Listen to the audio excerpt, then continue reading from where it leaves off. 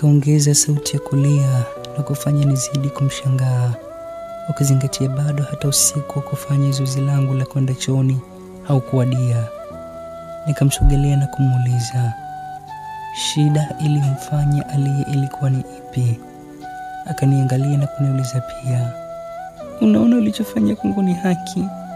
Ni sawa hiki ulichonifanyia Frank? Mbona umebadilika sana?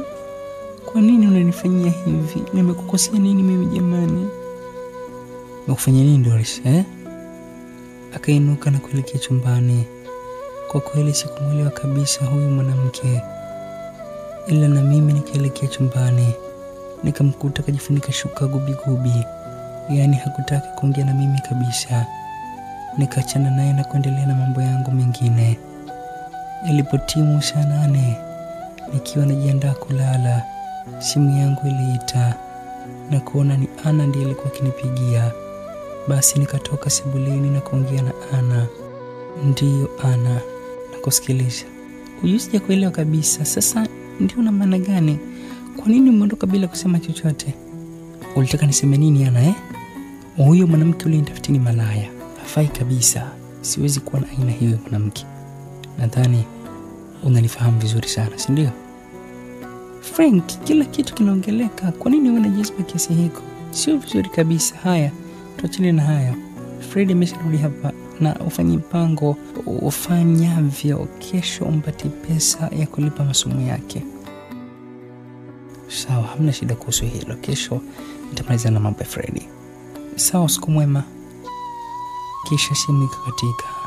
Hapa sasa nikasema mwenyewe, huyu Fred naye anajifanya anataka kuwa msomi wa kimataifa.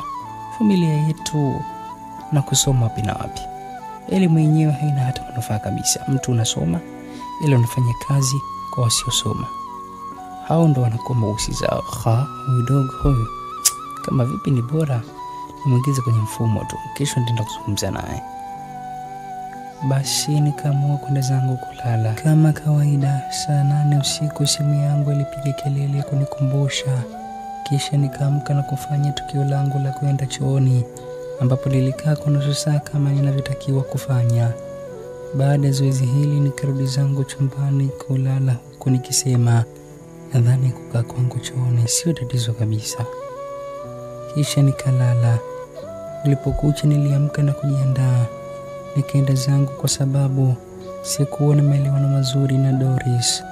Nikiwa kwenye shughuli zangu nikafuatwa na Winnie. Aliingia ofisini kwangu bila taarifa yoyote ile. Kisha kaanza kuniambia, mpenzi, nadhani ni swala la kutoelewana jamani. Mimi nilimkubalia Ana sababu nilifahamu mhusika ni wewe, na ukizingatia tayari nina mimba yako kwa sasa. Kwa kweli nilicheka sana. Nilicheka hadi nikasimama na kumwangalia Winnie vizuri, kisha nikamweleza, hivi wanawake mpoje? Unadhani mimi ni chizi au ni kitu gani? Umelala na mimi juzi alafu leo upo kuniambia kwa tayari na mimba yangu. Hivi na wazimu dada ni kitu gani? Sasa sikia, kuanzia leo ninavyoongea hapa usinitambue tena. Mimi na yeye tuwe watu tusifahamiana kabisa. Umenielewa? Winnie akapiga magoti na kuniomba msamaha. Jamani mume wangu, naomba nisamehe tafadhali. Mimi nimesema nina mimba yako kwa sababu tulivyokutana nilikuwa ni siku zangu za hatari. Hata bado sijapima. Naomba unisamehe mume wangu tafadhali. Hebu ondoka kwanza hapa. Naona unaniwekea mambo meusi tu. Usinifanyie hivyo mpenzi tafadhali. Nikaondoka ofisini na kumwacha huyu mwanamke akiwa amepiga magoti tu. Mambo yanazidi kwa mambo, kwa kalamu ya Atuganile Mwakalile. Mimi ni msomaji wa andiko hili kwa njia ya sauti. Niligeuka maiti ili niwe tajiri. Kupitia 0743 217 523.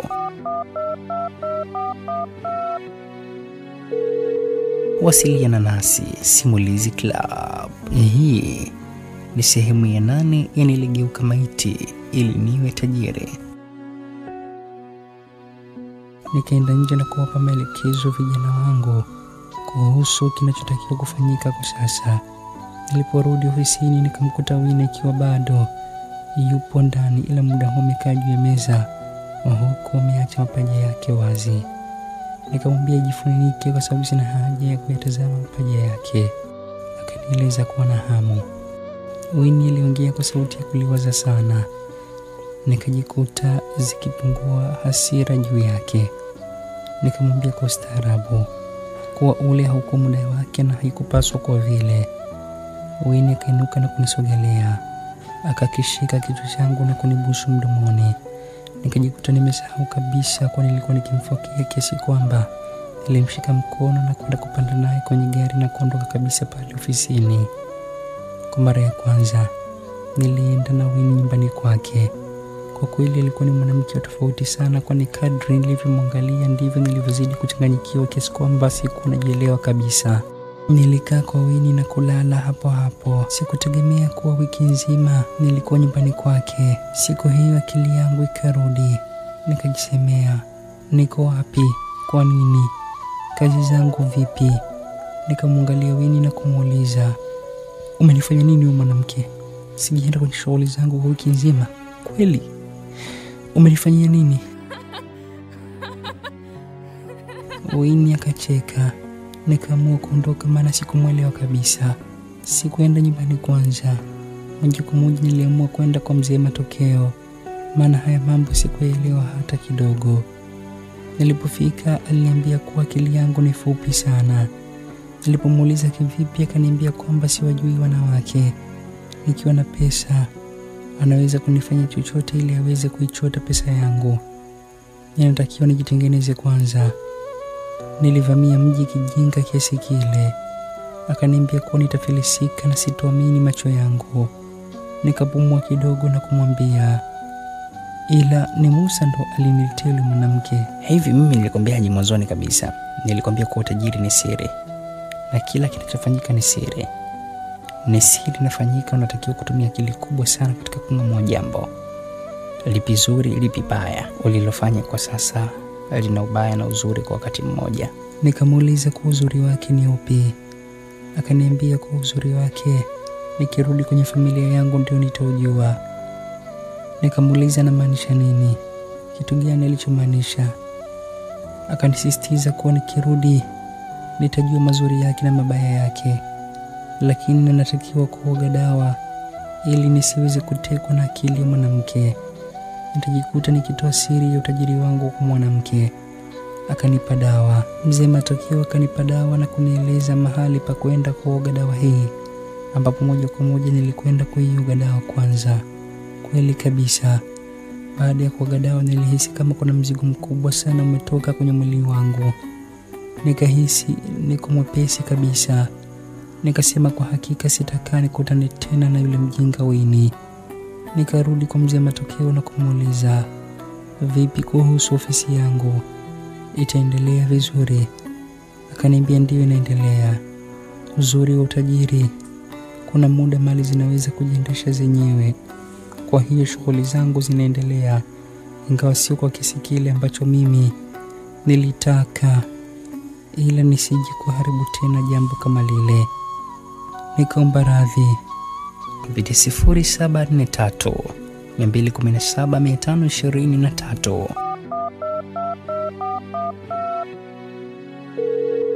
Wasiliana nasi Simulizi Club. Nikamuuliza kwa yule mwanamke alinipa nini. Mzee Matokeo akaniambia kwa yule ni mtoto wa mjini, ana michezo mingi sana. Akanipa pole kwenye kuingia katika michezo yake. Hakunijibu kitu zaidi ya hivi. Basi nikamwaga na kuondoka zangu. Moja kwa moja nilielekea nyumbani. Nilipofika nikashuka na kuingia ndani. Ile nashuka nikamkuta mdogo wangu Stella akiwa sebuleni. Nikamwita, Stella. Ndio kaka, shikamoo. Marhaba, mkuja lini? Mara katoka dada yangu Ana na kusema, Frankie, ni wewe tu mwanaume ulibaki kwenye uzao wetu. Nikamwangalia Ana na kumuuliza, unataka kusema nini? Unamaanisha nini?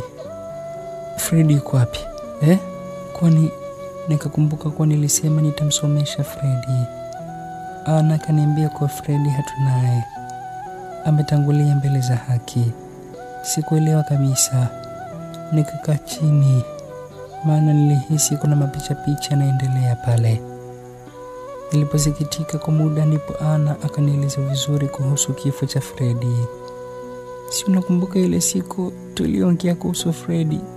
Basi usiku wake kumbe Fredi alitoka na marafiki zake akapata ajali huko na kupoteza maisha. Sikuwa najua chochote kile. Nikapigiwa simu saa 4 nikapewa taarifa ya Fredi. Nilihisi kuchanganyikiwa kabisa, Frank. Hata sikujua pa kuanzia wala pa kuishia. Nikakutafuta sana hewani ila sikukupata. Nikamtafuta mke wako Doris, ambapo alikuja pamoja na rafiki yako Musa. Basi rafiki yako akatusaidia mazishi ya Fred mwanzo mwisho. Tukafanikiwa kuzika salama. Nyumba nimeiona kama jehanamu mdogo kwa kweli. Hata tumeshindwa kuendelea kukaa pale. Ndipo wifi aliposema turudi naye hapa, maana na yeye ana mimba changa, kwa hiyo tutamsaidia. Doris ana mimba? Ndiyo, Doris ana mimba. Kila kitu kilikuwa cha kushangaza kwangu. Nikainuka na kuelekea chumbani. Nilimkuta Doris akimekaa kitandani. Nikamsogelea na kumwomba radhi. Akaniangalia na kusema, ukalala siku moja, ukaona haitoshi na kumuku tokomea huko wiki nzima. Hivi unaelewa ulichokifanya kweli Frank? Nisamehe Doris, hata sijui wapi. Yaani sijui nianze vipi kukueleza. Sijui nianze wapi. Ndio hivyo, tumempoteza Fredi. Nimeshangaa sana. Haya mambo mbona sielewi? Mimi ndo sielewi kabisa. Hivi kwanza nikuulize kitu Frank. Kupitia 0743 217 523. Wasiliana nasi Simulizi Club. Utajiri huu si hauna madhara, maana tayari wewe ulikufa. Au hivi vifo vinaenda sambamba na utajiri? Nikamwangalia Doris kwa kumkazia macho na kumweleza kuwa hapana. Nikamwambia kumbuke mganga alivyotuambia. Mimi nilikubali kufa kwa ajili ya kupata utajiri ambao hautakuwa na madhara kwa watu wengine wanaotuzunguka. Vifo vyao havihusiani na utajiri wetu. Doris akaungana nami kabisa. Akanielewa. Lakini kimbembe kilikuwa ni wapi nilipokuwa siku zote? Mambo yangu hayaelewi. Na mimi nikamwambia kwamba ni kama vile ambavyo sielewi kwa Juma ni nani. Frank, laiti ungejua kila ninachokifanya ni kwa ajili yako, basi usingekuwa na maswali na mimi. Ni vyema tu nijibu ilipokuwa. Na mimi nijibu Juma ni nani? Mara simu yangu ikaanza kuita. Simu hii haijawahi kuita tangu nilipoondoka hapa nyumbani, ndio leo inaita. Wakati hata Ana kalalamika kwa nilikopatikana. Aisee. Nikaichukua na kuangalia, nikaona ni namba ya Winnie. Nilitaka nisipokee ila Doris akasema nipokee. Nikampa Doris na kumwambia apokee yeye. Doris akaweka sauti kubwa kwenye simu na kupokea, ambapo upande wa pili alisikika Winnie akisema, Frank, leo nimepima na kukutwa nina ujauzito. Nina mimba yako.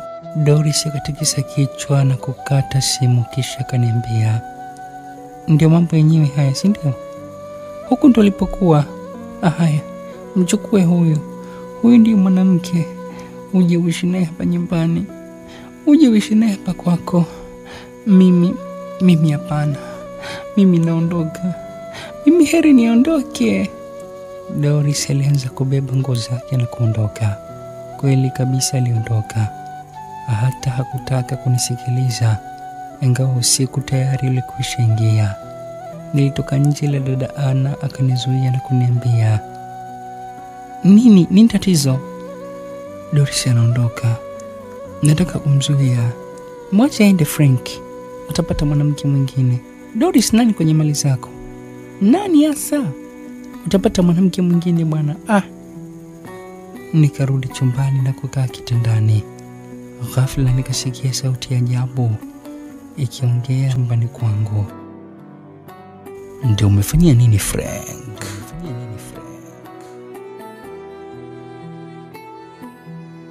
Nikaangaza macho huko na huko. Hapakuwa na mtu yeyote yule. Sauti ikarudia kuniuliza, nini kiliendelea.